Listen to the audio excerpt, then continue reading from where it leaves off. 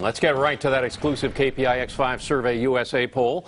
Only 27% of people in the Bay Area are very to somewhat confident in President Trump's ability to resolve the tensions with North Korea. 65% are not very to not at all confident. KPIX 5's Len Ramirez got the chance to ask the Defense Secretary about our poll results. Len? Well, when I asked Secretary Mattis about the poll results, he didn't mention anything that President Trump is doing or saying with that inflammatory language. Instead, he pivoted to what other members of the Trump administration are doing to try and cool things down.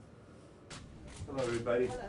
Secretary of Defense Jim Mattis toned down the Trump administration's rhetoric on the North Korea crisis during a visit to a high-tech defense contractor in Mountain View, stressing diplomacy instead. Right now, Secretary Tillerson, Ambassador Haley, you can see the American effort is diplomatically led. It has diplomatic traction. It is gaining diplomatic results. And I want to stay right there, right now. The tragedy of war is well enough known. It doesn't need another characterization beyond the fact that it would be catastrophic. I asked Mr. Mattis about a new KPIX Survey USA poll that found a majority of people in the Bay Area don't have confidence in the administration's ability to handle the crisis. This is a threat to world peace, to global order, and it's aligning the United Nations in very serious sanctions.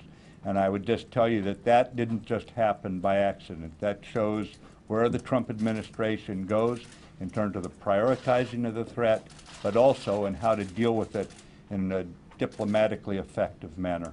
Mattis is in Silicon Valley to get a first-hand look at experimental technology being developed in the Silicon Valley. One innovation is a seagoing autonomous drone that could be used to spy or track enemy movements in oceans around the world. It's developed in Alameda. The Defense Innovation Unit, experimental, helps the military find high-tech solutions in other areas like artificial intelligence, life science, space, and information technology. Innovation is actually apolitical, and the whole point is that we're saving lives, saving dollars, and we're actually generating a lot of great economic activity around the United States. The DIUX was actually started under the Obama administration, but received a very strong endorsement today from Secretary Mattis. One of the other advantages of what's going on in the building behind me here is that it's able to put technology into the field and get contracts signed a lot quicker than the old school defense contractors, as little as 60 days. Reporting live in Mountain View, Len Ramirez, KPIX 5. KPIX 5's Ken Bastida is here with more results from our new poll. Ken? Yeah, really interesting. Folks here in the Bay Area, Liz, clearly concerned about the tensions with the North. We asked this question: do you think North Korea right now poses a serious threat to the United States? Here are the results. 62% say yes, while just 20% say no. 18% say they're not sure.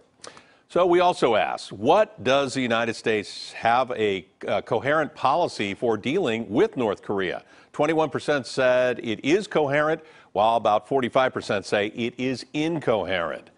One interesting part of the poll looks at which country is likely to take action first. Now, more people think the U.S.